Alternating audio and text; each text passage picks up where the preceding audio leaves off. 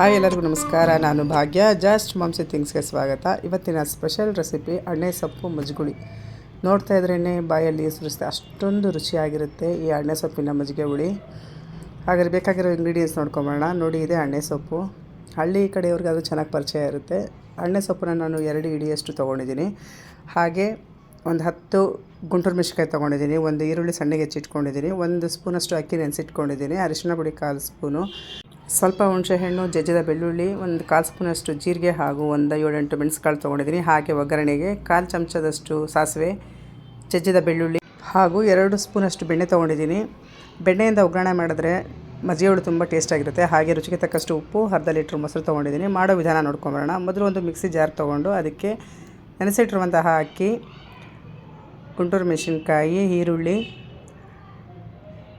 ಹಾಗೆ ಅರಿಶಿಣ ಪುಡಿ, ಜೀರಿಗೆ, ಮೆಣಸು, ಬೆಳ್ಳುಳ್ಳಿ, ನೆನೆಸಿಟ್ಟಿರುವಂತಹ ಹುಣಸೆಹಣ್ಣು ಎಲ್ಲ ಸೇರಿಸಿ ಸ್ವಲ್ಪ ನೀರು ಸೇರಿಸ್ಕೊಂಡು ನುಣ್ಣಗೆ ರುಬ್ಕೊಂಬರೋಣ.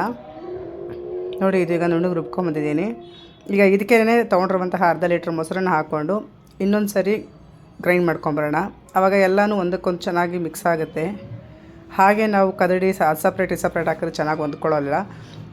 ಅದಕ್ಕೋಸ್ಕರ ನಾನೇನು ಮಾಡ್ತೀನಿ, ಹೀಗೆ ಮಿಕ್ಸಿಗೆ ಹಾಕಿ ಇನ್ನೊಂದು ರೌಂಡ್ ಹೊಡ್ಸ್ಕೊತಾ ಇದ್ದೀನಿ. ಈಗ ಇದನ್ನು ಪಕ್ಕಕ್ಕೆ ಇಟ್ಕೊಳ್ಳೋಣ. ಸ್ಟವ್ ಮೇಲೆ ನೀರಿಟ್ಟಿದ್ದೀನಿ. ನೀರು ಕಾಯ್ತಾ ಇದೆ. ಈಗ ತೊಗೊಂಡಿರುವಂತಹ ಅಣ್ಣೆ ಸೊಪ್ಪನ್ನು ಚೆನ್ನಾಗಿ 2-3 ಸರಿ ತೊಳೆದು ಬೇಯಕ್ಕೆ ಸೇರಿಸ್ಕೊತಾ ಇದ್ದೀನಿ. ಇದು ಚೆನ್ನಾಗಿ ಬೇಯಬೇಕು. ಅಣ್ಣೆ ಸೊಪ್ಪಿನಿಂದ ಹಲವಾರು ರೆಸಿಪಿಗಳನ್ನು ಮಾಡ್ಬೋದು. ಮುಂದೆ ಯೂಟ್ಯೂಬಲ್ಲಿ ತೋರಿಸ್ತಾ ಹೋಗ್ತಾ ಇರ್ತೀನಿ. ಹಾಗೆ ನೋಡಿ, ಈಗ ಬೇಯ್ತಾ ಇದೆ. ಬೇಯ್ತಾ ಇರಬೇಕಾದ್ರೆ ಇದು ಸ್ವಲ್ಪ ಬೇಗ ಉಪ್ಪು ಬರುತ್ತೆ. ಆಗ ಸೌಟಿನ ಸಹಾಯದಿಂದ ಹೀಗೆ ತಿರುಗಿಸ್ಕೊಡ್ತಾ ಚೆನ್ನಾಗಿ ಬೇಯಿಸ್ಕೋಬೇಕು. ನೋಡಿ, ಈಗ ಬೆಂದಿದೆ ಇದು. ಇದನ್ನು ಸೋರು ಹಾಕೋಣ.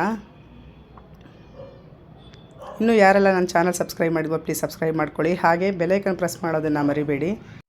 ಒಗ್ಗರಣೆಗೆ ಒಂದು ಪಾತ್ರೆ ಇಟ್ಕೊಂಡಿದ್ದೀನಿ. ಪಾತ್ರೆಗೆ 2 ಸ್ಪೂನಷ್ಟು ಬೆಣ್ಣೆ ಸೇರಿಸ್ಕೊಂಡು 1/4 ಚಮಚದಷ್ಟು ಸಾಸಿವೆ ಸೇರಿಸ್ಕೊತಾ ಇದ್ದೀನಿ. ಸಾಸಿವೆ ಚಿಟಪಟ ಅಂತ ಸಿಡಿದ ಮೇಲೆ ಇದಕ್ಕೆ ಜಜ್ಜಿಟ್ಕೊಂಡಿರುವಂತಹ ಬೆಳ್ಳುಳ್ಳಿ ಸೇರಿಸ್ಕೊತಾ ಇದ್ದೀನಿ. ಬೆಳ್ಳುಳ್ಳಿ ಸ್ವಲ್ಪ ಕೆಂಪಗಾಗಬೇಕು. ಕೆಂಪಗಾದ ಮೇಲೆ ರುಬ್ಬಿಟ್ಕೊಂಡಿರುವಂತಹ ಖಾರ ಸೇರಿಸ್ಕೊತಾ ಇದ್ದೀನಿ. ಈ ಟೈಮ್ನಲ್ಲಿ ನಾವು ರುಚಿಗೆ ತಕ್ಕಷ್ಟು ಉಪ್ಪು ಸಹ ಸೇರಿಸ್ಕೋಬೇಕು. ಬೆಂದಿರುವಂತಹ ಅಣ್ಣೆ ಸೊಪ್ಪನ್ನು ಸಹ ಸೇರಿಸ್ಕೊತಾ ಇದ್ದೀನಿ. ಸೇರಿಸ್ಕೊಂಡು ಸ್ವಲ್ಪ ಚೆನ್ನಾಗಿ ಮಿಕ್ಸ್ ಮಾಡ್ಕೋಬೇಕು. ಇದು ಸುಮಾರು ಒಂದು 10-15 ನಿಮಿಷವರೆಗೂ ಚೆನ್ನಾಗಿ ಕುದಿಬೇಕು. ನೀರೇನಾದರೂ ಬೇಕಾದರೆ ಈ ಟೈಮಲ್ಲಿ ಸೇರಿಸ್ಕೋಬೋದು. ಇದು ಬಿಸಿಯಲ್ಲಿ ಸ್ವಲ್ಪ ತೆಳುಗೆ ಇರುತ್ತೆ. ಆರ್ತಾ ಸ್ವಲ್ಪ ಗಟ್ಟಿ ಬರುತ್ತೆ. ಅಣ್ಣೆ ಸೊಪ್ಪಿನ ಮಜ್ಜಿಗೆ ಹುಳಿ ರೆಡಿಯಾಗಿದೆ. ಮುದ್ದೆಗಂತೂ ಇದು ಒಂದು ಒಳ್ಳೆ ಕಾಂಬಿನೇಷನ್ ಅಂತಲೇ ಹೇಳ್ಬೋದು. ಸೊಪ್ಪನ್ನು ಕಟ್ ಮಾಡಿ ಹಾಕಬಾರ್ದು. ಹೀಗೆ ಉದ್ದುದ್ದವಾಗಿ ಹೀಗೆ ಇರಬೇಕು. Thanks for watching.